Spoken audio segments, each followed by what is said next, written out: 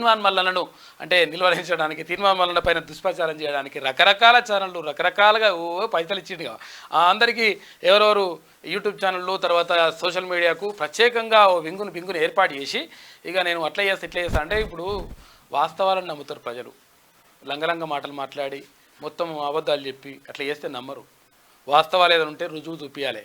మొన్న చూపించినాం కదా, ఇప్పుడు రాకేష్ రెడ్డి 30 కోట్ల రూపాయలు పంపించినట్టుగా ఉంటే ఆ పంపించిన పేపర్ చూపించినాం మనం. క్లియర్గా మా దగ్గర ఆధారాలు ఉన్నాయి. ఆధారాలు లేకుంటే మా నమ్మర్రా నాయన. ఉట్టిగానే ఇష్టం అడిగి వేసి మా అట్లా ఇట్లా అంటామని చెప్పేసి తీర్మానం వలన మామకు 12 ఎకరాల భూమి కొన్నాయంటే తెచ్చి చూపిస్తాం కదా. ఆయన పాస్బుక్ తెచ్చి చూపించారు కదా. ఉన్నదా? ఎన్ని గుంటలలో ఉన్నది భూమి ఆయనకు పాపం. ఆ గుంటలలో భూమి 12 ఎకరాల భూమి కొన్నాడని చెప్పేసి ఇట్లా లంగలంగ కథలు చెప్తే పబ్లిక్ నమ్మరు. పబ్లిక్లో ప్రజలలో విశ్వసనీయత రావాలంటే వాస్తవాలను ప్రజలకు చెప్పాలి. ఎందుకంటే అబద్ధాలు ఎప్పుడైనా కానీ అబద్ధాలే ఉంటాయి. ఎందుకంటే 4 రోజులు అవి ఏదో కొంచెం అప్పటి వరకు ఏమన్నా చేస్తుండొచ్చు, కానీ ఆ తర్వాత అబద్ధం అని తేలిపోతుంది, లంగమాటలని తేలిపోతుంది. కాబట్టి అటువంటి నంబరు.